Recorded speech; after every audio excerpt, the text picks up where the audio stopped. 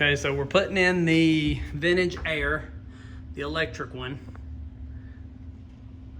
So of course everything that we've put in had to come back out.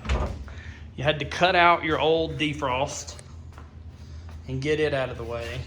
You also got to close off and get rid of the passenger side kick panel right there. We've still got to get rid of the pull cable. Where's the cover at? Okay, so we got to put a cover over that. That I did. Oh, okay. You'll see. Then that'll stick through there. We just got that hose there because it holds up the insulation pad. So when you start on doing the vintage air, again, we probably shouldn't even put a steering wheel in, but it was fun to drive the car around. But you do better not having anything under here.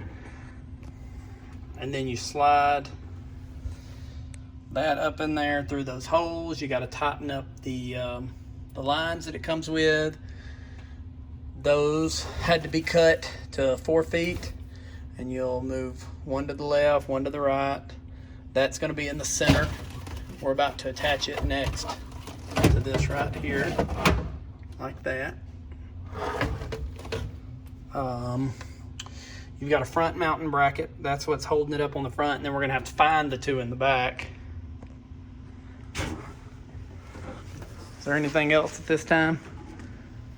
Just that defroster, you know, two things. Oh yeah, so when you cut out the old defroster, you'll put in, let's see if I can get it up in here.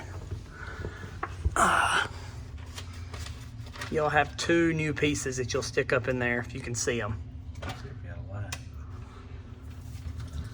And then the hose here will run up to it. Yeah, right there is the new ones. So you'll install those. So you'll take out your old ones, you'll install those. Then the instructions are kind of back and forth, but you'll take it apart just to put back together. We haven't got to the electronic part yet.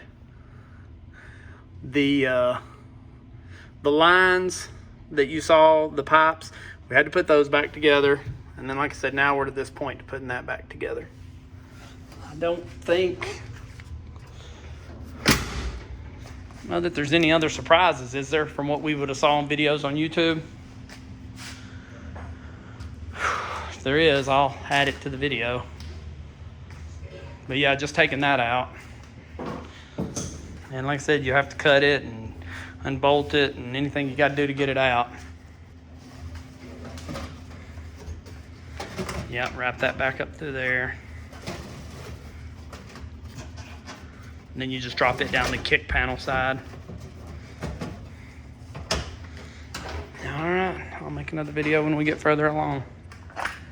Okay, so we're gonna end for the day. But you can see it's up in there. So it's just a recap. Here's what I would do to make it easier. Like I said, either way, you've got to take that part out. No question about it. Okay, so that part comes out. Then these, of course, have to come through the old hole. But here was the problem. This one and this one is what attached to the back of the unit. And so it has to line up perfect. So, and they're factory holes. We didn't have to drill any new holes. The issue is that without this new padding we put down here, we would have been fine. But with that new padding in, it has the old factory holes, but it does not have holes for a vintage air in 1955. So with that being said, it's just a game of sticking screwdrivers, whatever you can in there, laying down underneath here and getting as far under here as you can. And there is no room, you can see. So if I had to do it over again, you could do it our way, and then you've at least got most of the insulation. I mean, we had to pull some of it out with our hand when we were up there. Or you could just cut a little bit, you know, kind of mock it up in there. And then when you see where they'd go, just maybe cut a little bit right out there. Or actually, I'll show you the holes again. This come off, of course, and then you put that on there. We've still got to take this off. Well, I guess. I don't know. It's Jeff too. Anyways. So, yeah. So, it's in.